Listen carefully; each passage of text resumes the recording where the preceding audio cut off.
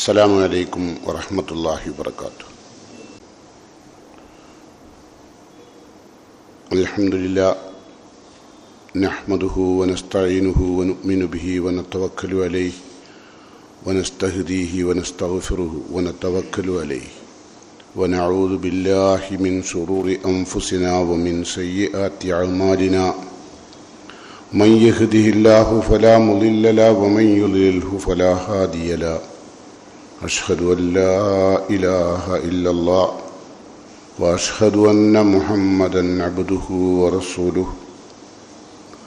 اللهم صل على محمد وعلى آل محمد كما صليت على إبراهيم وعلى آل إبراهيم وبارك على محمد وعلى آل محمد كما باركت على إبراهيم وعلى آل إبراهيم إنك حميد مجيد. أما بعد فإن خير الكلام كلام الله وخير السنن سنن محمد صلى الله عليه وسلم وشر الأمور محدثاتها وكل محدثة بدعة وكل بدعة ضلالة وكل ضلالة في النار. يا أيها الذين آمنوا اتقوا الله حق تقاته ولا تموتن إلا وأنتم مسلمون. قال الله تعالى في قرآنه الكريم: أعوذ بالله السميع العليم من الشيطان الرجيم. يا أيها الذين آمنوا اتقوا الله ولتنظر نفس ما قدمت لغد واتقوا الله إن الله خبير بما تعملون. പ്രിയം നിറഞ്ഞ സത്യവിശ്വാസികളെ, സത്യവിശ്വാസിനികളെ, അള്ളാഹുവിൻ്റെ ഇഷ്ടവും പൊരുത്തവും നേടിയെടുത്ത് അള്ളാഹുവിൻ്റെ പ്രിയപ്പെട്ട ദാസന്മാരായി ഭൂമിയിൽ ജീവിച്ച്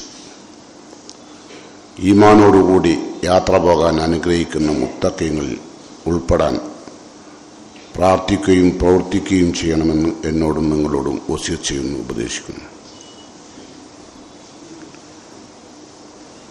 ഭൂമിയിൽ നിന്ന് പിരിഞ്ഞാലും നമ്മുടെ ഖബറിലും നമ്മുടെ പരലോകത്തുമൊക്കെ നമുക്ക് രക്ഷ ലഭിക്കുന്ന ചില കാര്യങ്ങൾ ഇസ്ലാം നമ്മെ പഠിപ്പിച്ചിട്ടുണ്ട്. മരിക്കും വരെ നമുക്ക് അള്ളാഹുവിൻ്റെ തൃപ്തിക്കൊത്ത് ജീവിക്കാം. ആ ജീവിതത്തിൽ നമുക്ക് മരണാനന്തരം ഖബറിലേക്ക് എത്തിയാലും നമുക്ക് പ്രതിഫലം ലഭ്യമാകുന്ന ചില കർമ്മങ്ങൾ നമുക്ക് ഭൂമിയിൽ നിർവഹിക്കാം മരിച്ചാലും.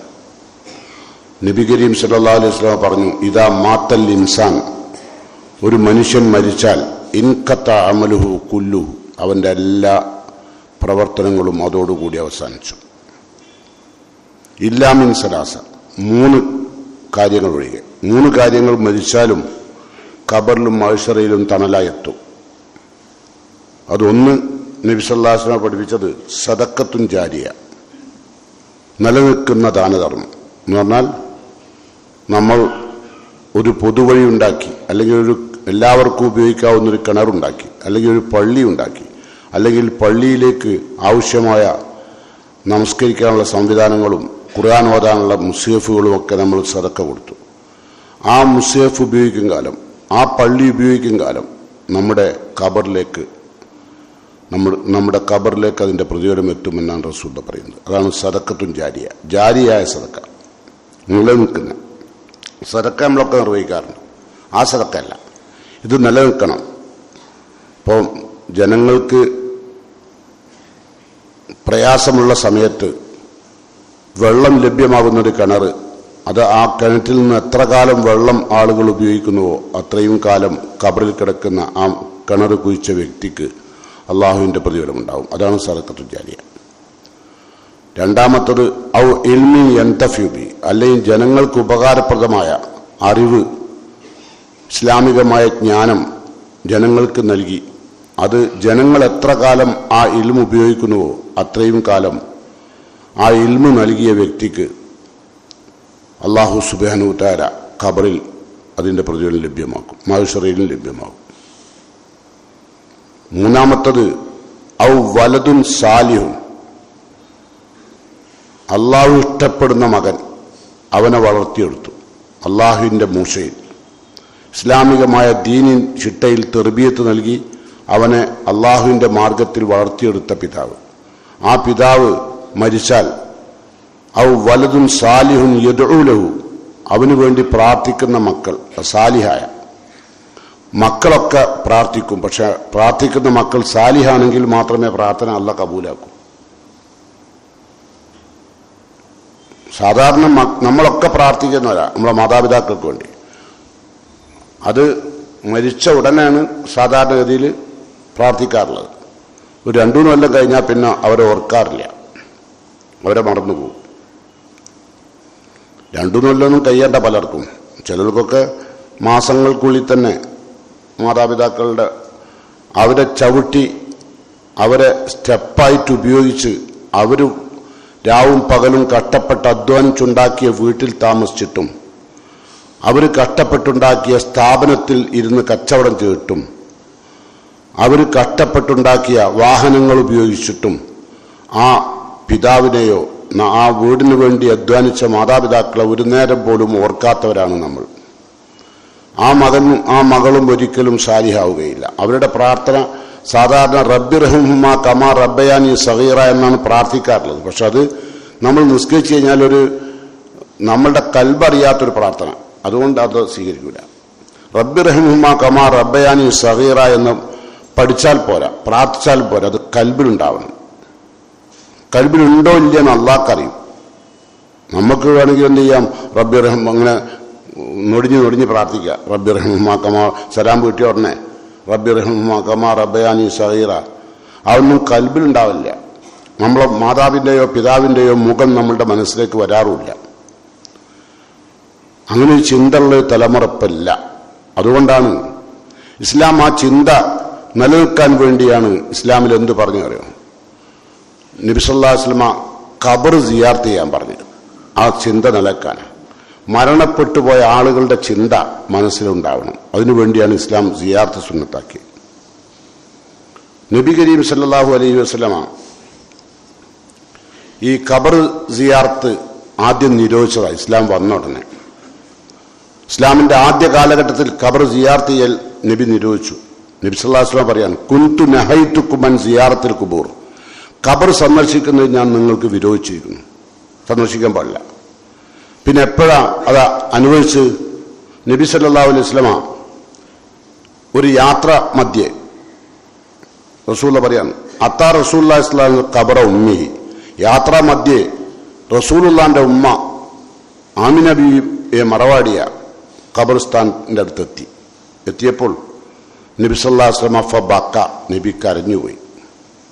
ഉമ്മാന്റെ ഖബറിന്റെ എത്തിയപ്പം നബി സല്ലല്ലാഹു അലൈഹി വസല്ലം കരഞ്ഞു. ഫഅബ്ക മൻ ഹൗലഹു, അപ്പോൾ നബി സല്ലല്ലാഹു അലൈഹി വസല്ലമയുടെ കൂടെ ഉണ്ടായിരുന്ന സഹാബത്തും കരഞ്ഞു.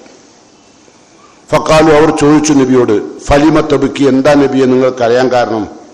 ഫഖാൽ റസൂലുള്ളാഹി, അപ്പോൾ റസൂലുള്ളാഹി പറഞ്ഞു, ഇസ്തഅദൻതു റബ്ബി അലാ അൻ അസ്തഗ്ഫിറ ലഹാ, എൻ്റെ ഉമ്മാക്ക് വേണ്ടി പൊറുക്കലിന് തേടാൻ. മുസ്ലിം അല്ലാത്ത നബി സല്ലല്ലാഹു അലൈഹി വസല്ലമയുടെ മാതാവ് ആമിന ബീവിക്ക് വേണ്ടി പൊറുക്കലിനെ തേടാൻ ഞാൻ അള്ളാഹുവിനോട് അനുമതി ചോദിച്ചു. ഫലം യൂദൻലി, എനിക്ക് അനുമതി തന്നില്ല അല്ലാഹ്. മുസ്ലിമത്തായ ഉമ്മാക്കും ബാപ്പാക്കെ തീർക്കാൻ പറ്റൂ. മുഹമ്മദ് നബിന്റെ ഉമ്മാക്ക് വേണ്ടി പ്രാർത്ഥിക്കാൻ മുഹമ്മദ് നബി അള്ളാഹുവിനോട് അനുമതി ചോദിച്ചിട്ട് അള്ളാഹു അനുമതി കൊടുത്തില്ല. അതാണ് നബി സല്ലല്ലാഹു അലൈഹി വസല്ലം കരയാൻ കാരണം. അപ്പോഴോ ഫലം യൂദൻലി, എനിക്ക് അനുമതി ലഭിച്ചില്ല. അപ്പം ഫസ്തദൻതു അൻ അസൂറ ഖബറഹ, അപ്പം ഞാൻ ഖബർ സിയാറത്ത് ചെയ്യാൻ അനുമതി ചോദിച്ചു. എൻ്റെ ഉമ്മാന്റെ ഖബറൊന്ന് സിയാറത്ത് ചെയ്യട്ടെ, അള്ളാഹിനോട് ചോദിച്ചു. ഫാദിനലി, അപ്പോൾ എനിക്ക് എന്ത് ചെയ്തു, അനുമതി തന്നു. അപ്പോഴാണ് റസൂലുള്ളാഹി പറയുന്നത്, അലാ, ഇനി അറിയണം, ഫസൂറുഹ, നിങ്ങളും ഖബർ സിയാറത്ത് ചെയ്യണം. ഖബർ നിങ്ങൾ സിയാറത്ത് ചെയ്യണം. നബി സഹാബത്തിനോട് പറയാം. എന്താ കാരണം? ഫൈന്നഹ തുദക്കിറുൽ മൗത്ത്, നമുക്കും മരണത്തെ ഓർമ്മ വരും. നമ്മൾ ഖബറിന്റെ അടുത്തു കൂടെ പോയാലും കൂടി നമ്മൾ ഖബറിന്റെ ഓർമ്മ വരാറില്ല. കാരണം മരണവും അല്ലെ ഖബറോ ഒന്നും നമ്മളെ ജീവിതത്തിൽ ഒരു ഇബറത്തല്ല, ഒരു ഗുണപാഠല്ല, ഒരു ഗുണപാഠാവാറില്ല. മയ്യത്തിന്റെ കൂടെ പോയ ആളുകൾ പോലും അതിൽ നിന്ന് പാഠം ഉൾക്കൊള്ളാറില്ല. ആ 3 പിടി മണ്ണ് കബറിലേക്ക് വലിച്ചിട്ടിട്ടും അയാൾക്ക് പോലും തോന്നിയിട്ടില്ല ഞാനും ഒരു നാൾ ഇവിടെ വന്ന് കിടക്കേണ്ടതാണ്. ഈ കിടക്കുന്ന എൻ്റെ ഉപ്പയാണ്. പടച്ചവന് എന്തെല്ലാം സുഖസൗകര്യങ്ങൾ, എന്തെല്ലാം സൗഭാഗ്യങ്ങൾ, എത്ര സമ്പത്തുള്ളവനായിരുന്നു പടച്ചവൻ. ഇന്ന് 6 അടി മണ്ണിലുള്ള ഉടമസ്ഥനാണല്ലോ, നാളെ ഞാനും ഇവിടെ വന്ന് കിടക്കണല്ലോ എന്ന ചിന്ത വരാൻ ഖബർ സിയാറത്ത് നബി കൽപ്പിച്ചു.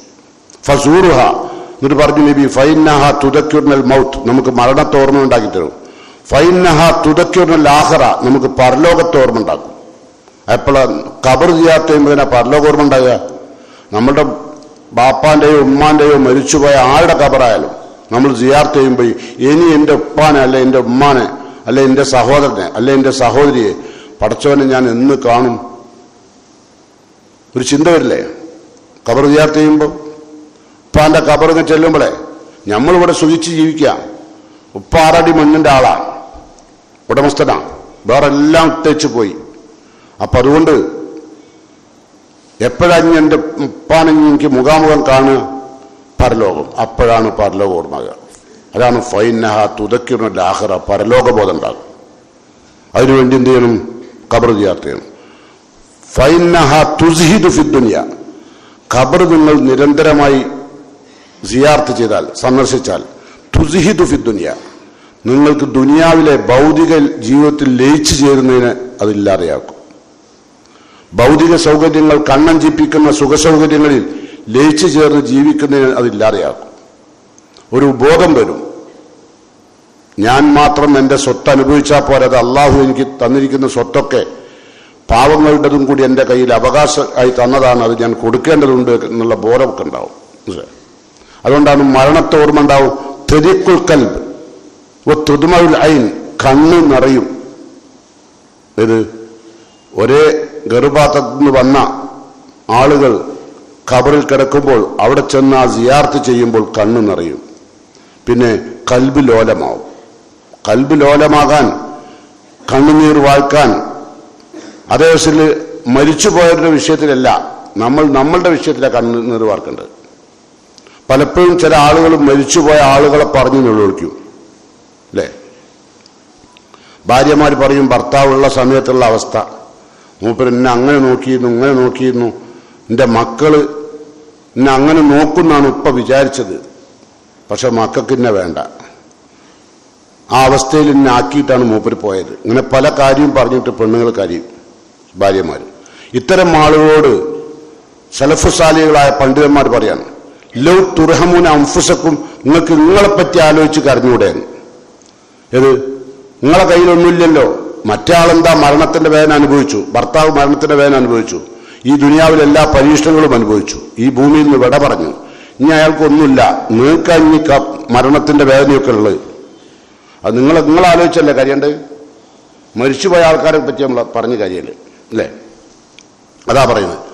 മറ്റുള്ളവരെ പറ്റി ആലോചിക്കണം. അതേവശം നമ്മൾ എന്ത് ചെയ്യണം? നമ്മളുടെ മാതാപിതാക്കൾ നമുക്ക് നൽകിയ വീട്, നമ്മളെ ജനിപ്പിച്ച നമ്മളുടെ മാതാപിതാക്കൾ നമുക്ക് തന്ന എല്ലാ സൗകര്യങ്ങളും അതൊക്കെ തന്ന അവര് ഖബറിലെത്തിയാൽ അവരെ ഒന്ന് ഓർക്കാൻ നമ്മൾ തയ്യാറാവണം. മനസ്സിലായോ? അതാണ് നബി സല്ലല്ലാഹു അലൈഹി വസല്ലം പറഞ്ഞത്. അത് മാത്രമല്ല, നമ്മളങ്ങനെ ഓർക്കാൻ പറഞ്ഞപ്പോൾ എന്താ പറഞ്ഞത്? ഒന്ന്, നമ്മൾ എന്ത് ചെയ്യും? മയ്യത്തിന് സലാം ചെല്ലും. മയ്യത്തിന് കിട്ടുന്ന ഒരു അനുഗ്രഹമാണ് ഖബറിൽ അല്ലേ? രണ്ടാമത്തത്, മയ്യത്തിന് വേണ്ടി നമ്മൾ പ്രാർത്ഥിക്കും ഖബർ സിയാറത്ത് ചെയ്താൽ. 2 കാര്യം ആർക്ക് കിട്ടും? ഖബറാളിക്ക്. ഞമ്മക്ക് പരലോകബോധം, മരണബോധം, കൽബിന്റെ ലോലത, കണ്ണുനീർ വാഴ്ക്കൽ അല്ലേ, എന്നൊക്കെ നമുക്കാ കൂടുതൽ. അവർക്ക് 2 എണ്ണമാണ്. ഒന്ന്, സലാം നമ്മൾ ചെല്ലുന്നു, അള്ളാഹുവിന്റെ അനുഗ്രഹത്തിന് വേണ്ടി പ്രാർത്ഥിക്കുന്നു അല്ലേ? അതോടൊപ്പം നബി സല്ലല്ലാഹു അലൈഹി വസല്ലം പഠിപ്പിച്ച പ്രാർത്ഥനകളും, പിന്നെ നമ്മളുടെ മരണബോധവും, ഇതൊക്കെ നമുക്ക് കിട്ടുന്ന. അതുകൊണ്ട് നമ്മളെപ്പോഴും ഖബർ സിയാറത്ത് ചെയ്യണം. അതുകൊണ്ടാണ് നബി സല്ലല്ലാഹു അലൈഹി വസല്ലം ഫസൂറുഹ, ഇനി മുതൽ നിങ്ങൾ ഖബർ സിയാറത്ത് ചെയ്യണം. ഒരിക്കൽ നബി സല്ലല്ലാഹു അലൈഹി വസല്ലം ഖബർ സിയാറത്ത് ചെയ്തു. അപ്പോൾ അത്തൻ നബി സല്ലല്ലാഹു അലൈഹി വസല്ലം അൽ മഖ്ബറ, നബി സല്ലല്ലാഹു അലൈഹി വസല്ലം മഖ്ബറയിലെത്തി.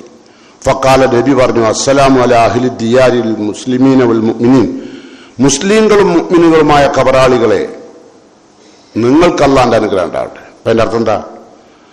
മയ്യത്ത് നമ്മളെ അമ്മയാണെങ്കിലും നമ്മളെ ഒപ്പയാണെങ്കിലും മുസ്ലിം ആവണം, മൂമിനും ആവണം. അപ്പോഴേ നമ്മളെ പ്രാർത്ഥന കിട്ടുള്ളൂ.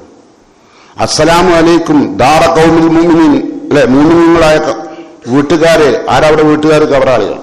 അവരോടാണ് സലാം പറയുന്നത്. അപ്പോൾ അസ്സലാമു അലാ അഹ്ലി ദിയാരിൽ മുസ്ലിമീന വൽ മുഅ്മിനീൻ യർഹമുല്ലാ, അള്ളാഹു കരുണ ചെയ്യട്ടെ നിങ്ങൾക്ക്. ആർക്ക്?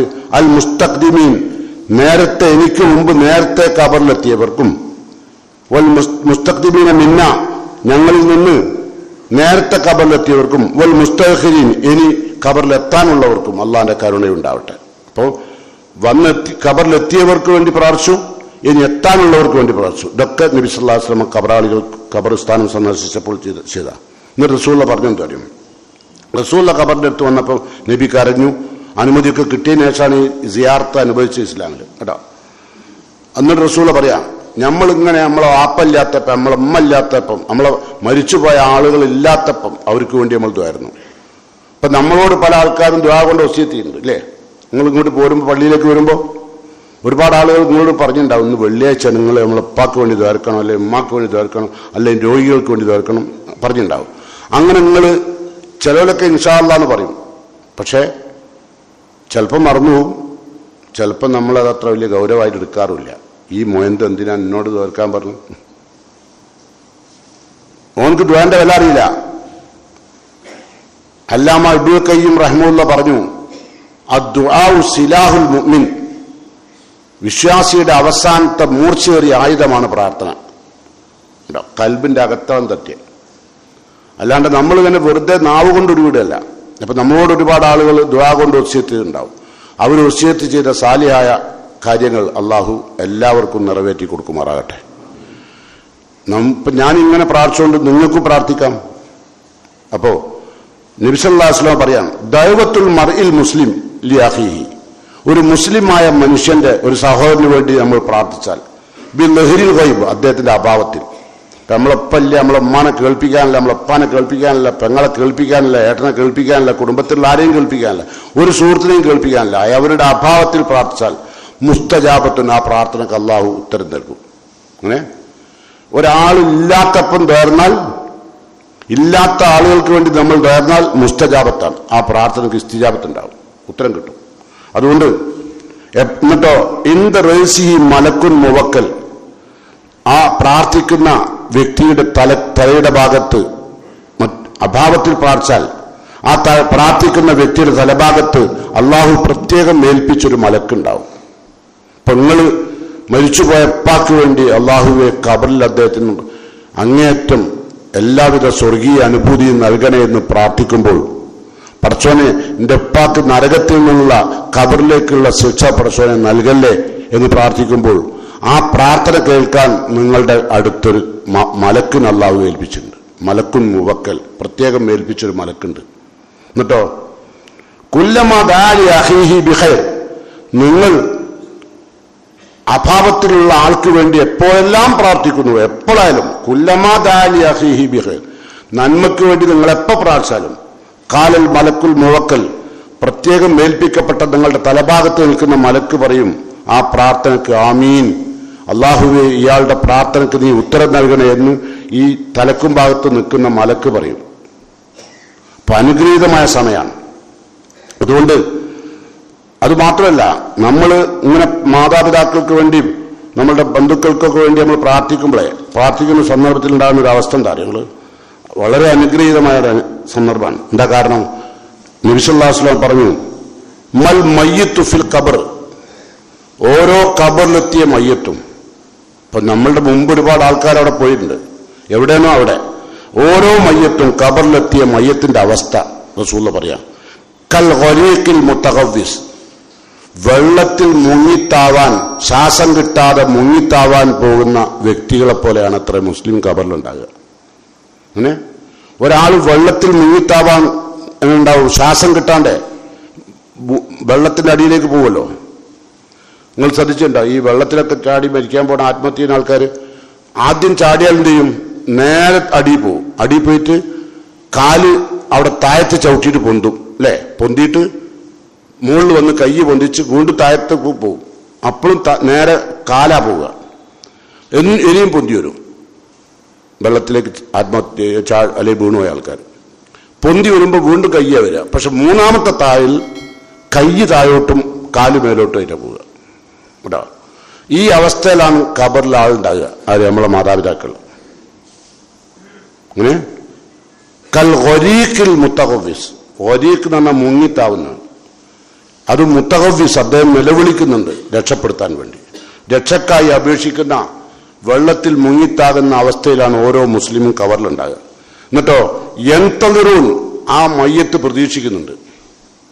ഇപ്പൊ നമ്മളെ വീട്ടിൽ നിന്നൊക്കെ പടിയിറങ്ങിയ മയ്യത്തില്ലേ, അവർ പ്രതീക്ഷിക്കുന്നുണ്ട് എന്ത്? ദൈവത്തൻ, ഒരു പ്രാർത്ഥന. ആരുടെ? തൽഹക്കുമിൻ അബിൻ ഔ ഉമ്മിൻ ഔ അഹിൻ. ഒന്നുകിലും മോൻ മരിച്ച ഉപ്പ, അല്ലെങ്കിൽ ഉപ്പ മരിച്ച മോന്, അല്ലെങ്കിൽ ഉമ്മ മരിച്ച മോന്, അല്ലെങ്കിൽ മോൻ മരിച്ച ഉമ്മ. ഇവരുടെയൊക്കെ പ്രാർത്ഥന പ്രതീക്ഷിക്കുന്നുണ്ട്. ഔ സദീഖിൻ, അല്ലെങ്കിൽ നല്ല മുത്തക്കിയായ സുഹൃത്ത്, ബക്കുട്ടിയല്ല, നല്ല തഖ്വയുള്ള, അള്ളാനെ ഭയപ്പെടുന്ന. ഏത്? ഖുർആനിൽ പറഞ്ഞില്ലേ, അൽ അഖില്ലാഹു യൗമൈദിൻ ബഅലുഹും ഏത് അദുവുൻ. സുഹൃത്തുക്കൾ പലപ്പോഴും പരലോകത്ത് ശത്രുക്കളാവും. ഇല്ലൽ മുത്തഖീൻ, മുത്തഖീങ്ങൾ ഒഴികെ, തഖ്വയുള്ള കൂട്ടുകാരൊഴികെ ബാക്കി എല്ലാവരും പരലോകത്ത് ശത്രുക്കളാവും. അതുകൊണ്ട് സുഹൃത്തുക്കളുടെ പ്രാർത്ഥന, അല്ലെങ്കിൽ ഉപ്പാന്റെ പ്രാർത്ഥന, അല്ലെങ്കിൽ ഉമ്മാന്റെ പ്രാർത്ഥന, അല്ലെങ്കിൽ സഹോദരന്റെ പ്രാർത്ഥന, ഇത് പ്രതീക്ഷിക്കുന്നുണ്ട് ആര്? മയ്യത്ത്. എന്താ കാരണം? ഫൈദ ലഹിക്കത്ത്, ആ പ്രാർത്ഥന ഖബറിലേക്ക് എത്തിയാൽ, നമ്മളെ ആത്മാർത്ഥമായ കൽബിൽ നിന്ന് ഉയരുന്ന പ്രാർത്ഥന നമ്മളുടെ ഉമ്മാന്റെയോ നമ്മളുടെ ഉപ്പാന്റെയോ നമ്മളുടെ പെങ്ങളുടെയോ നമ്മളെ ഭാര്യന്റെയോ നമ്മളുടെ മക്കളുടെയോ ഏതാരുടെ ഖബറിലേക്ക് എത്തിയാലും അഹബ്ബൈലിഹി മിന ദുനിയ വ മാ ഫിഹ, അവർക്ക് ഈ ദുനിയാവിലെ സർവ്വ വസ്തുക്കളും നിങ്ങൾ നൽകുന്നതിനേക്കാളും ഇഷ്ടമാണ് ഇത് കിട്ടുന്നത്, ഈ പ്രാർത്ഥന. അപ്പൊ മറക്കണ്ട, നമ്മളെ മാതാപിതാക്കൾക്ക് നമ്മൾ ഭൂമിയിലുള്ള സർവ്വ വസ്തുക്കളും ദാനമായി നൽകുന്നതിനേക്കാൾ അവർക്കിഷ്ടം നിങ്ങളുടെ പ്രാർത്ഥന. ആരുടെ പ്രാർത്ഥന? വലതും സാലിഹുൻ യദൂലു, അല്ലെ? സാലിഹായ മക്കളുടെ പ്രാർത്ഥന. അല്ലാണ്ട് എപ്പോഴെങ്കിലും നിസ്കരിക്കുക, എപ്പോഴെങ്കിലും പള്ളിയിൽ കയറുക, അങ്ങനെയുള്ളതല്ല. പിന്നെ കഴിയുന്ന സമയത്തൊക്കെ അള്ളാഹ്ക്കെതിരുള്ള പണിയെടുക്കുക. എതിരുള്ള പണി പറയുന്നില്ല, ഒരുപാട് പണിയുണ്ട് നമ്മുടെ നാട്ടിലിപ്പം. അള്ളാഹ്ക്കെതിരുള്ള പണി തന്നെ നടക്കുക.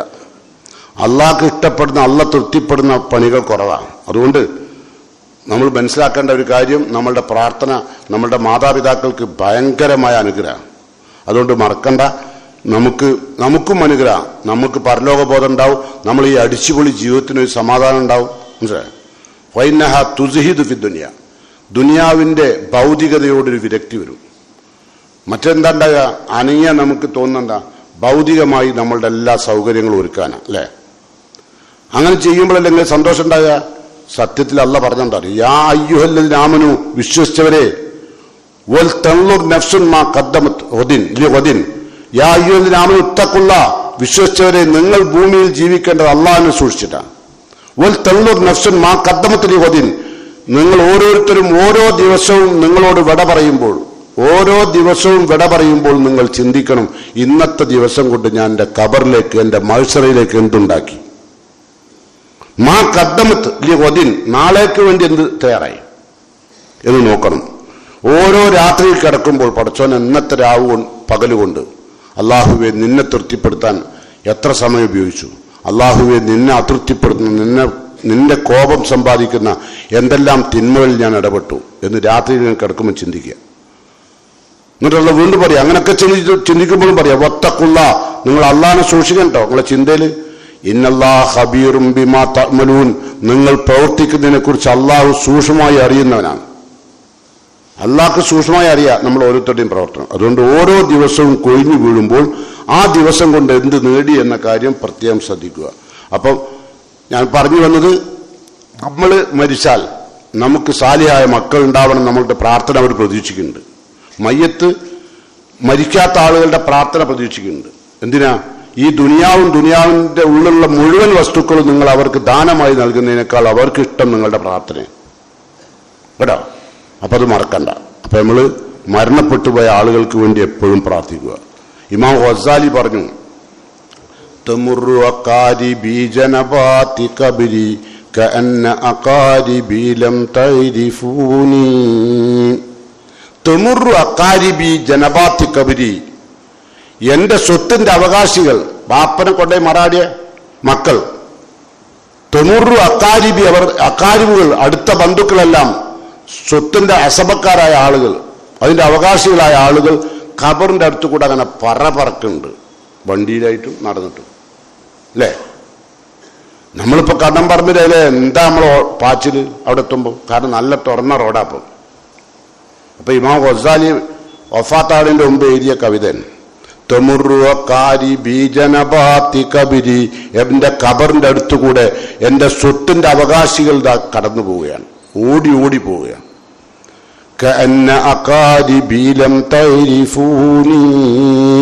എന്റെ സ്വത്തുപയോഗിച്ച് സുന്ദരമായി താമസിക്കുന്ന, എന്റെ സ്വത്തുപയോഗിച്ച് സുന്ദരമായി യാത്ര ചെയ്യുന്ന, എന്റെ സ്വത്തുപയോഗിച്ച് സുന്ദരമായി ഭക്ഷിക്കുന്ന അവർക്ക് എന്നെ അറിഞ്ഞുകൂടാ. ലം തൈരിഫൂനി, അവർക്ക് എന്നെ അറിയില്ല. ഇങ്ങനെ ജന്മം നൽകിയ ബാപ്പയാണ് ഈ കിടക്കുന്നത്. പടച്ചോനെ, എന്നെയും എന്റെ എന്റെ കുടുംബത്തെയും സംരക്ഷിക്കുന്നതിനിടയിൽ അള്ളാഹുവെ നിന്നോട് ചെയ്യേണ്ട ഒരുപാട് ഖൈറായ നന്മകൾ ചെയ്യാതെ ഒരുപാട് നഷ്ടപ്പെട്ടു പോയ ആളാണ് പടച്ചോനെ ഖബറിൽ കിടക്കുന്ന എൻ്റെ ഉപ്പ.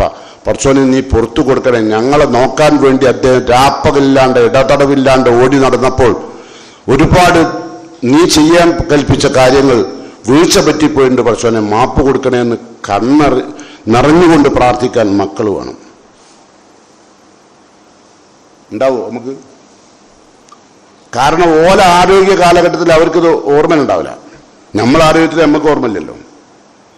നമ്മളെ മക്കള് ബാപ്പാന്റെ ഖബർ തന്നെ, ഇനി ബാപ്പാന്റെ ഖബർ ഇന്നതാണെന്ന് ഖബറിന്റെ അടുത്ത് തന്നെ പോയി നിൽക്കണമല്ല. പ്രാർത്ഥിക്കാനും ചിലവര് ഖബറിന്റെ നേരെ തിരിഞ്ഞ് പ്രാർത്ഥിക്കാനും പാടില്ല. ഖബറിൽ ചെന്നാലും പ്രാർത്ഥിക്കേണ്ടത് കിബിലക്ക് അഭിമുഖമായിരുന്നുണ്ടാവും. കേട്ടോ, കിബിലക്ക് അഭിമുഖമായിട്ട് എന്റെ പ്രാർത്ഥിക്കാവും. അല്ലാണ്ട് നിങ്ങൾ ചെയ്യാൻ പാടില്ല, മയ്യത്തിന് നേരത്തെ ചെയ്യാൻ പാടില്ല. പലരും മയ്യത്തിന്റെ അടുത്ത് പോയിട്ട് ചിലവരൊക്കെ പ്രാർത്ഥിക്കാൻ കൊണ്ടുവക്കാം ഈ മുസ്ലിയാക്കന്മാർ. അതിലേക്ക് ഞാൻ വരാം. ഏതായിരുന്നാലും ഖബർ സിയാറത്ത് ഇസ്ലാമിൽ വളരെ പുണ്യകരമായ പ്രവർത്തനമാണ്. പക്ഷേ ഈ പറയുന്ന ഞങ്ങളെപ്പോലുള്ള ആളുകളെ സംബന്ധിച്ച് പറയാറുള്ളത്, നാട്ടിൽ പറഞ്ഞു നടക്കാറുള്ളത്, ഈ സലഫികളായ ആളുകൾക്ക് ഖബർ സിയാറത്ത് ഇല്ല, ഓല് മരിച്ചവർക്ക് വേണ്ടി പ്രാർത്ഥിക്കാറില്ല, ഓരങ്ങനത്തെ ആൾക്കാരാണ്. ഓർക്ക് സ്നേഹമില്ല ബാപ്പാനോട് ഉമ്മാനോട്. നമുക്ക് സ്നേഹം നമ്മളെ ഉമ്മാനോട് ഉപ്പാനോട്. നമ്മൾ പറഞ്ഞെന്താ, എൻ്റെ ഉമ്മാന്റെയും ഉപ്പാന്റെയും എൻ്റെ ഭാര്യന്റെയും എൻ്റെ മക്കളുടെ ഖബർ ചാടിക്കടന്ന് പൊന്നാനി കിടക്കുന്ന ജാറത്തിലേക്കല്ല നീ പോകേണ്ടത്. ഖബർ സിയാറത്ത് ചെയ്താൽ നമുക്ക് കിട്ടുന്ന ഗുണം എന്താ? നമ്മളെന്തിനാ പോകുന്നത്? നമ്മളെ കച്ചവടം ഉഷാറാക്കാൻ. അല്ലേ? നിങ്ങൾ കണ്ടില്ലേ ഖബർ സിയാറത്ത് ചെയ്യാനുള്ള പരസ്യം കണ്ടോ പത്രത്തിൽ?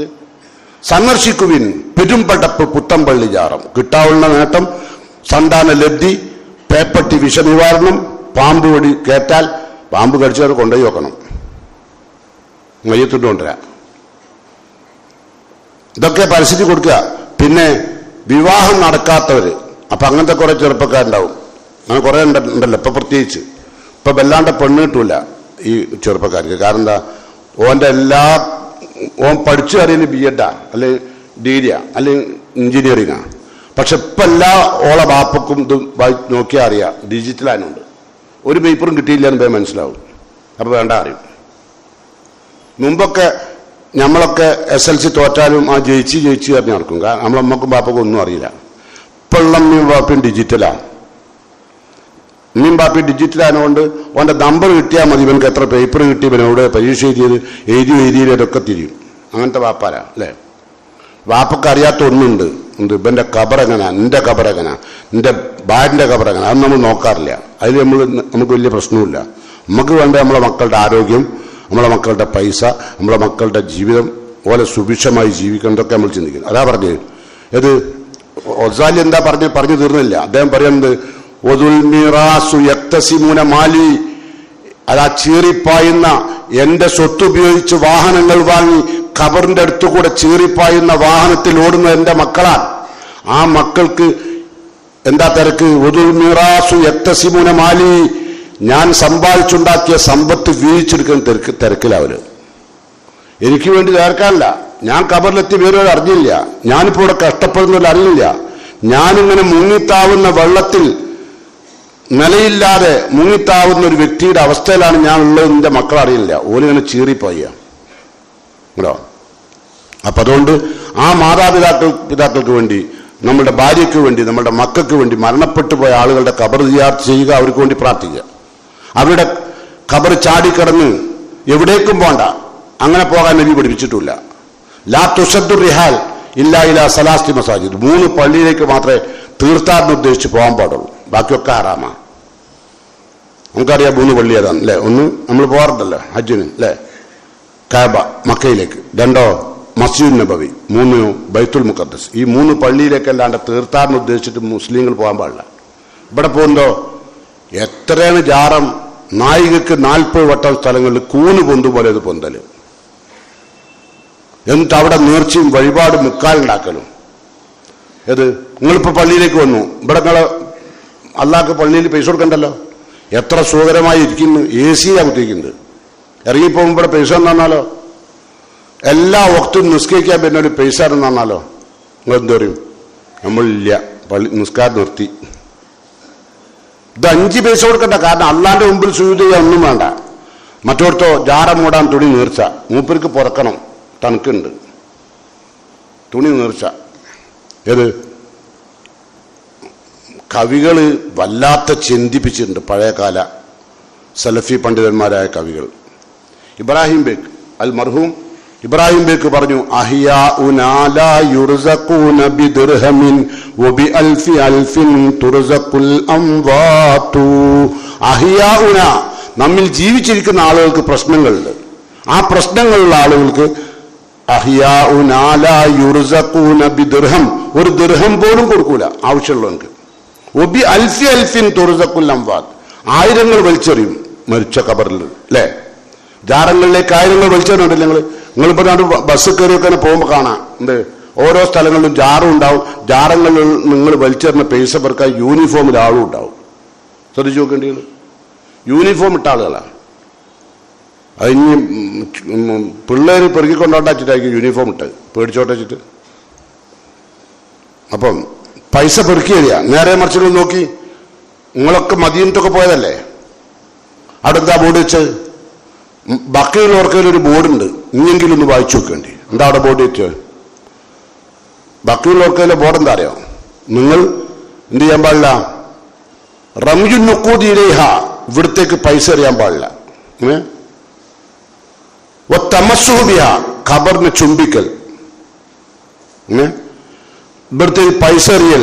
ഒരു ജായിസത്തി ഫി ശരീഅത്തിൽ ഇസ്ലാമിയ, ഇസ്ലാമിക ശരീഅത്ത് അനുവദിക്കാത്ത ഹറാമായ കാര്യമാണ്. ഇവിടെ നിങ്ങൾ എന്ത് ചെയ്യാൻ പാടില്ല?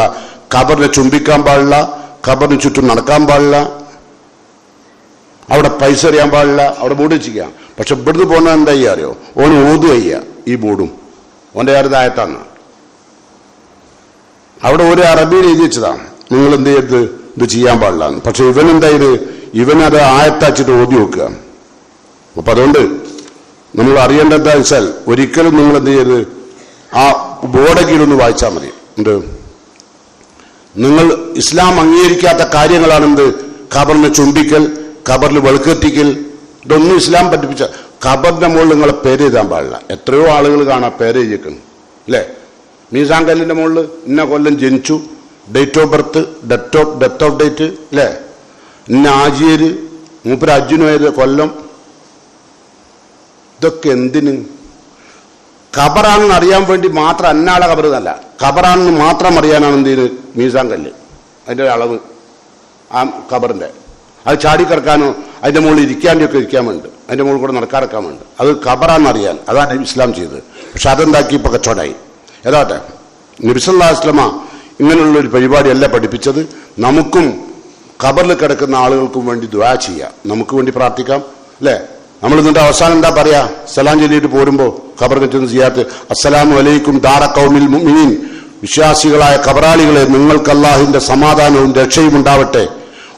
എന്താ വഇന്നാ ഇൻഷാ അല്ലാഹു ബിക്കും ലാഹിഖൂൻ, ദാ അള്ളാഹു ഉദ്ദേശിക്കുകയാണെങ്കിൽ അടുത്ത് തന്നെ നിങ്ങളെ അടുത്ത ഖബറിൽ നമ്മൾ ഉണ്ടാവും. നിങ്ങളുടെ പറ്റ നിങ്ങളവിടെ കിടക്കിപ്പോരാ. നസ്അലുല്ലാഹു ലനാ വലക്കുമുൽ ആഫിയ, ഞങ്ങൾ നിങ്ങൾക്ക് വേണ്ടിയും ഞങ്ങൾക്ക് വേണ്ടിയും നിങ്ങൾക്ക് ഖബറിന് സൗഖ്യമുണ്ടാവാനും ഞങ്ങൾക്ക് ദുനിയാവിൽ അള്ളാഹുവിന്റെ ദീനനുസരിച്ച് ജീവിക്കാനുള്ള ആഫിയത്ത് ഉണ്ടാവാനും ഞങ്ങൾ അള്ളാഹിനോട് ചോദിക്കുന്നു എന്നും പറഞ്ഞാൽ പോരുന്നത്. അങ്ങനെ ഇതൊക്കെ ചെയ്യുമ്പോഴാണ് നമുക്ക് മരിക്കണം എന്നൊരു ബോധം ഉണ്ടാവുക. ഇപ്പം നമ്മളെ സംബന്ധിച്ചോളം മരിക്കാനുള്ള ബോധമില്ല. ഇപ്പം നമ്മളെ സംബന്ധിച്ചോളം എങ്ങനെയും ദുനിയാവ് വെട്ടിപ്പിടിക്കണം, അതിനുള്ള നെട്ടോട്ട. ഉറക്കമില്ല, ഊണുമില്ല, ആരോഗ്യം പോയാൽ മണില്ല, എന്ത് പോയാൽ മണില്ല. മുക്കാലുണ്ടാക്കണം, എന്നിട്ടോ വല്ലതും നേടിയോ? അതുമില്ല. എന്താ ഉണ്ടാക്കിയത്? അല്ലാണ്ട് റസൂൽ പറഞ്ഞ പോലെ ലോകത്തെ ഏറ്റവും ശപിക്കപ്പെട്ട ധനം ഏതാ അറിയങ്ങൾ? നമ്മൾ കെട്ടിടത്തിന് ഉപയോഗിക്കുന്ന. അല്ലാണ്ട് റസൂൽ പറഞ്ഞാലാ കെട്ടിടത്തിന് വേണ്ടി ഉപയോഗിക്കുന്ന പണം മണ്ണടി കുഴിച്ചിടാണല്ലോ. വേറെ എന്താണ്? കല്ലുമണ്ണല്ലാണ്ട് എന്താ? ഇതൊക്കെ കാണുന്ന കല്ലുമണ്ണ. ഇതിന്റെ മുകളിൽ നിങ്ങൾ തേച്ച് മിനുക്കിയതിന് ശേഷം എന്ത് ചെയ്തു? പെയിന്റ് അടിച്ചു. അപ്പോഴല്ലേ കെട്ടിടമായി തോന്നി? നിങ്ങൾക്ക് അഹങ്കാരം തോന്നി? നിങ്ങളെ പുറന്റെ മുന്നിൽ നിന്നിട്ട് നോക്കല്ലേ ഇത് നമ്മളെ പുറയാണ് അല്ലേ? എന്നിട്ട് ഫോട്ടോ എടുക്കണവരുണ്ട്, ചിലവർ DP ആക്കണവരുണ്ട്. പോരാ, ഗേറ്റിന് തന്നെ വരും ലക്ഷങ്ങൾ. അങ്ങനത്തെ ആൾക്കാരില്ലേ? ഫഹ്റുണ്ട്. ഓന് ഇങ്ങനത്തെ ഇതൊന്നും ചെയ്യൂല. എന്താ കാരണം? ഓന് തുസ്ഹിദ് ഫി ദുനിയ. ഓൻ്റെ ഉപ്പാൻ്റെയും ഓൻ്റെ ഉമ്മാൻ്റെയും ഒക്കെ ഖബറിനെ ചെല്ലുമ്പോൾ പഠിച്ചോനെ ഈ സൗകര്യങ്ങളൊക്കെ ഉപയോഗിച്ചവരാണല്ലോ പഠിച്ചോനെ എൻ്റെ ഉമ്മീപ്പിയും. റഹ്മാനായ റബ്ബെ, ഇന്ന് വെറും എല്ല് കഷ്ണങ്ങളായി കിടക്കുകയാണല്ലോ പഠിച്ചോനെ. എല്ലാം തിന്നല്ലോ പുഴുക്കളും വണ്ടുകളും അല്ലേ? അലദ്ദൂദിൽ ഖുദൂദ വആസഫിഹാ അകൂലല്ലിൽ ബഹിയാത്തി തിറാബി. മനോഹരമായ മാംസളമായ എൻ്റെ ഉമ്മാൻ്റെ എൻ്റെ ഉപ്പാൻ്റെ ശരീരം വിരലിൻ്റെ വലുപ്പമുള്ള പുഴുക്കളും വണ്ടുകളും പടച്ചോനെ കാർന്നു തിന്നല്ലോ. ഇതുപോലെ തിന്നാൻ കൊടുക്കേണ്ട ശരീരമാണല്ലോ ഇത്. ഇതിൻ്റെ മുകളിൽ വല്ലാണ്ട പൈസ ചെലവാക്കണ്ടല്ലോ എന്ന ചിന്ത വരും. അതൊന്നും ഇപ്പം ഇല്ല. എന്താ കാരണം? ഇപ്പൊ ഖബർ സിയാറത്തില്ല. ഖബറിന്റെ അവിടെ ഇപ്പൊ ഫുട്ബോൾ കളിയാ അല്ലേ?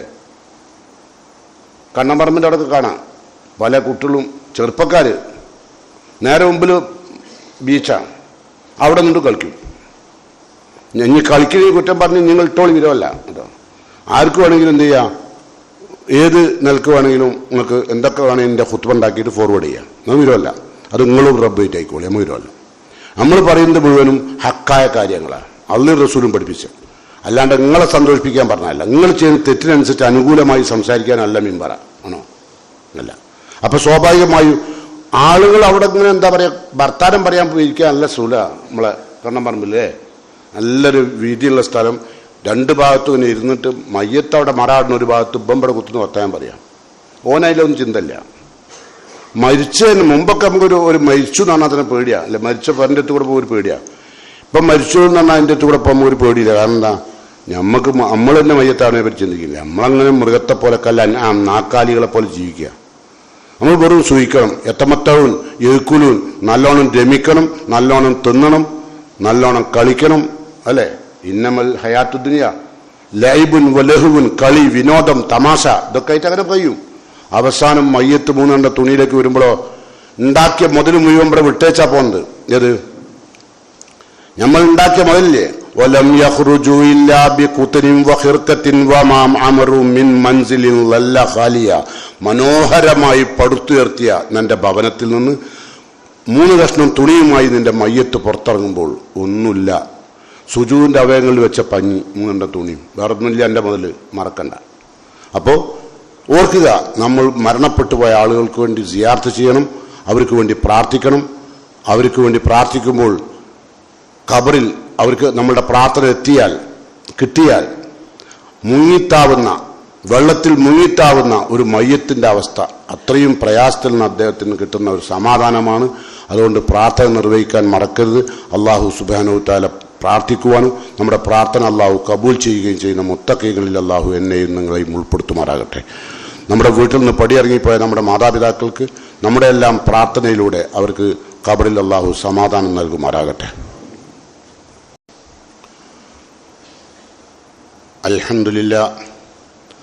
അൽഹംദുലില്ലാഹി വഖഫ വസ്സലാത്തു വസ്സലാമു അലാ ഖൈരി ഖൽഖിഹി വറസൂലിഹിൽ മുസ്തഫ വഅലാ ആലിഹി വഅസ്ഹാബിഹി ശുറഫ.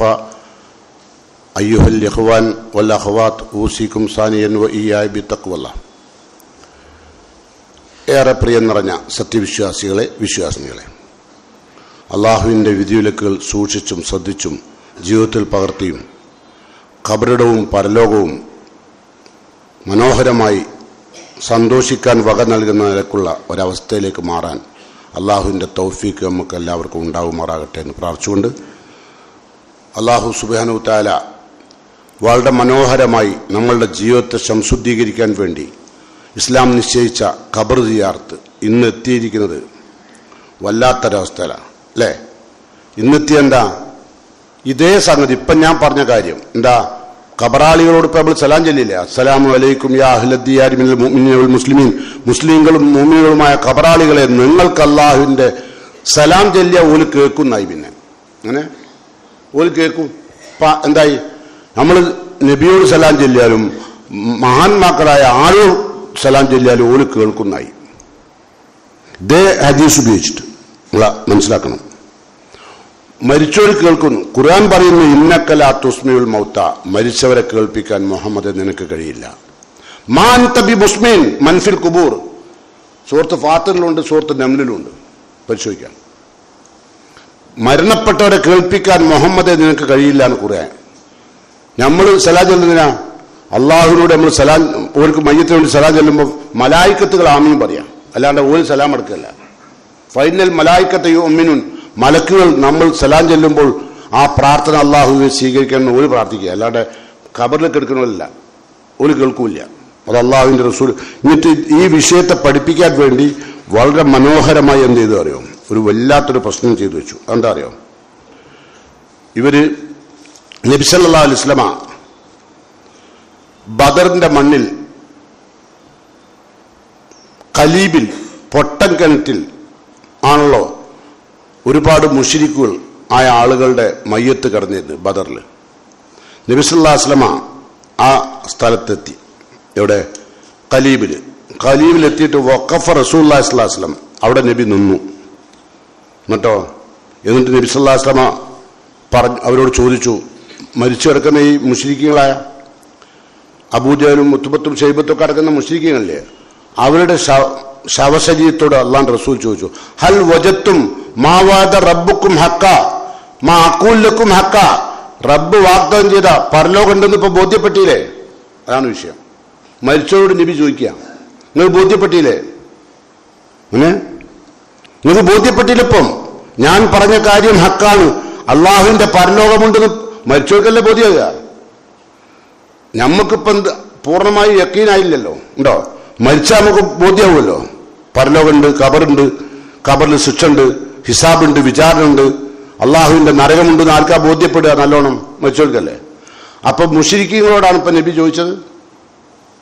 മുശ്രിക്കീങ്ങളോടാ ചോദിച്ചത്. അവർ കേൾക്കുന്നാണോ പറയുന്നത്? ഓല ഔലിയ എന്നാണോ പറയുന്നത്? ഈ ഹദീസ് വെച്ചിട്ടാ പറയാം. പക്ഷെ നമ്മൾ ചിന്തിക്കൂല. നിങ്ങൾക്ക് ഞാൻ പറഞ്ഞ കാര്യമൊക്കെ ഹക്കാന്ന് ബോധ്യപ്പെട്ടില്ലെന്നാ നബി ചോദിക്കുന്നത്. ഹൽ വജത്തും മാവാ റബ്ബുക്കും ഹക്ക ഫഖീല ലഹു. അള്ളാഹിന്റെ പ്രവാചകനോട് ചോദിച്ചു, അള്ളാഹുവിന്റെ റസൂലെ അത്തദൂന അംവാത്ത, മരിച്ചോല് കേൾക്കുവോ വിളി? നമ്മൾ പറഞ്ഞാൽ കേൾക്കുവോ? റസൂലുള്ളാഹിന്റെ മറുപടി ഫഖാല മാ അൻതും ബി അസ്മാ മിൻഹും, അവർ നിങ്ങളെക്കാൾ കേൾക്കും. പാര കേൾക്കുക? ഇപ്പൊ എന്താ പറയുക? നിങ്ങളെക്കാൾ കേൾക്കുന്നുണ്ടോ പറഞ്ഞാൽ നമ്മളെന്ത് പറയും? അങ്ങനെയാണല്ലോ റസൂൽ പറഞ്ഞു. അപ്പൊ മരിച്ചോല് കേൾക്കുന്നല്ലേ? ഞാൻ ജീവിച്ചിരിക്കുന്ന നമ്മളെക്കാൾ കേൾക്കും. ആര്? നബി പറഞ്ഞ കാര്യം ഹക്കാണെന്ന്, പരലോകം ഉണ്ടെന്നുള്ള കാര്യേ. ജീവിച്ചിരിക്കുന്ന നമ്മളെക്കാൾ ആർക്കാ ബോധ്യം? നിങ്ങൾ പറയും ആർക്കാ? ഈ പള്ളി കുറ്റി നിങ്ങൾക്കാണോ അതോ ഖബറിൽ മറവിട്ടെടുക്കുന്ന ആളുകൾക്കാണോ പരലോകമുണ്ട്, പരലോകത്ത് ഖബറിന് ശിക്ഷ ഉണ്ട് എന്നൊക്കെ ബോധ്യമാവും ആർക്കാ? അപ്പൊ അവർക്കാണ് നമ്മളെക്കാൾ അറിയാം. അതാ റസൂൽ പറഞ്ഞത് കേട്ടോ. എന്താ തെളിവെന്താ? നബി പറയാ വലാക്കിൻ ലാ യുജീബൂൻ, പക്ഷെ അവർ നമ്മളെക്കാൾ കേൾക്കും, പക്ഷെ ഉത്തരം തരാൻ കഴിയില്ല. വലാക്കിൻ ലാ യുജീബൂന, അവർ ജവാബുണ്ടാവില്ല. ഓല് കേൾക്കും, നമ്മളെക്കാളാ കൂടുതൽ കേൾക്കും. കാരണം അവിടുത്തെ എല്ലാ അവസ്ഥയാണെന്ന് പറയാ പോലല്ലേ. പക്ഷെ അവൾക്ക് എന്ത് ചെയ്യാൻ ഉത്തരം തരാൻ കഴിയില്ല. റസൂൽ പറയാം ഫദുക്കിറലി ആയിഷ, ഈ സംഭവം ആയിഷ ബിയോട് പറയപ്പെട്ടു. കാലത്തപ്പോ പറയാം ഇന്നമാ കാലൻ നബി സ്വല്ലല്ലാഹു അലൈഹി വസല്ലമ ഇന്നഹും ലയഅലമുന അല്ലാൻ, ഇപ്പോൾ അവരറിയുമെന്നാണ് നബി പറഞ്ഞതിന്റെ അർത്ഥം. ഏത് പറഞ്ഞതിന്റെ അർത്ഥം? ഇപ്പോൾ നബി ഈ മരണപ്പെട്ടു പോയ കബറാളികളാണ് ജീവിച്ചിരിക്കുക നമ്മളെക്കാൾ അറിയാന്നാണ് അതിന്റെ അർത്ഥം. ഇന്നഹും ലയഅലമുന അല്ലാൻ, അല്ലാൻ എന്നാ ഇപ്പോൾ എന്നാ, എപ്പോൾ എന്നല്ല, ഇപ്പോൾ അവരാണ് അറിയാം. അന്നമാ കുൻതു അഖൂൽ ലഹും ഹഖ്, ഞാൻ പറഞ്ഞ കാര്യങ്ങൾ ബോധ്യപ്പെട്ടിരിക്കുന്ന അവർക്കാ. എന്നിട്ട് സുമ്മ ഖറഅത്ത്, പിന്നെ ആയിഷ ബീവി ഓതിയ ആയത്താണെന്ത്? ഇന്നക ലാ തുസ്മിഉൽ മൗത മാ അൻത ബി മുസ്മിൻ മൻ ഫിൽ ഖുബൂർ, ഖബറാളികളെ കേൾപ്പിക്കാൻ മുഹമ്മദ് നിനക്ക് കഴിയില്ല എന്ന ആയത്ത് അതിനുശേഷം ആയിഷ ബീവി ഓതി കൊടുത്തു. അപ്പം അതിനർത്ഥം എന്താ? മരണപ്പെട്ടു പോയ ആളുകളുടെ ഖബർ സിയാറത്ത് ചെയ്യണം. പക്ഷേ ജാറങ്ങളും മക്ബറകളും തേടിപ്പിടിച്ച് അവിടെ പോകുന്നതിൻ്റെ ലക്ഷ്യം പരലോകം ഓർക്കാനല്ല, ദുനിയാവിൽ വിരക്തി ഉണ്ടാക്കാനല്ല, കച്ചവടം ഉസാറാക്കാനാണ്. അല്ലേ? അതാണ് ഇസ്ലാം എതിർത്തത്. അത് പറയുമ്പോഴാണ് നമുക്ക് സിയാറത്തില്ലയോ എന്ന് പറയുന്നത് വിളിക്കുന്നത്. ഖബർ സിയാറത്ത് ചെയ്യണം. അത് നമ്മളുടെ ഒരിക്കലും മരണം വരെ, നമ്മൾ മരിക്കുന്നവരെ നമ്മളിൽ നിന്ന് മരണപ്പെട്ടു പോയ ആളുകളുടെ ഖബറിടം ഇടയ്ക്കിടയ്ക്ക് സന്ദർശിക്കണം കേട്ടോ. അങ്ങനെ ചെയ്താൽ നമുക്ക് പരലോകബോധം ഉണ്ടാവും, മരണബോധം ഉണ്ടാവും, നമ്മളുടെ കൽബ് ലോലമാവും, നമ്മളുടെ കണ്ണിൽ നിന്ന് കണ്ണീർ നിറയും, നമുക്ക് ഒരുപാട് അനുഗ്രഹങ്ങൾ ഉണ്ടാവും. ഏതായിരുന്നാലും അള്ളാഹു സുബ്ഹാനഹു തആല മരണപ്പെട്ടു പോയ ആളുകൾക്ക് നമ്മുടെ പ്രാർത്ഥന ലഭ്യമാകുന്ന സാലിഹീങ്ങളായ മക്കളിൽ അള്ളാഹു നമ്മെ എല്ലാം ഉൾപ്പെടുത്തുമാറാകട്ടെ. അള്ളാഹുവിൻ്റെ പരലോകത്തെത്തുമ്പോൾ നമ്മളുടെ മാതാപിതാക്കളെയും കൺകുളിർമയോടുകൂടി കണ്ടുകൊണ്ട് ജന്നാത്തുൽ ഫിർദൗസിൽ അവരെയും നമ്മെയും അള്ളാഹു ഒരുമിച്ച് കൂട്ടുമാറാകട്ടെ. മരിച്ചു പിരിയുമ്പോൾ ലാ ഇലാഹ ഇല്ലല്ലാഹ് എന്ന ഈമാനിൻ്റെ കലിമത്ത് തൗഹീദിൻ്റെ വാക്യം അവസാനമായി ഉച്ചരിച്ചുകൊണ്ട് യാത്ര പോകാൻ അള്ളാഹു തൗഫീഖ് ചെയ്യുമാറാകട്ടെ. എല്ലാവിധ രോഗങ്ങളിൽ നിന്നും അള്ളാഹു നമ്മെ എല്ലാം കാത്തു രക്ഷിക്കുമാറാകട്ടെ. ആശുപത്രികളിലും വീടുകളിലും കഷ്ടപ്പെട്ടുകൊണ്ടിരിക്കുന്ന ആളുകൾ അള്ളാഹു ശിഫ നൽകി ആഹ്ലാദം ഉള്ള ജീവിതം പ്രദാനം ചെയ്യുമാറാകട്ടെ. اللهم اغفر للمؤمنين والمؤمنات المسلمين والمسلمات الأحياء منهم والأموات إنك مجيب الدعوات يا قاضي الحاجات ربنا تقبل منا إنك أنت السميع الدعاء وتب علينا إنك أنت التواب الرحيم ربنا آتنا في الدنيا حسنة وفي الآخرة حسنة وقنا عذاب النار.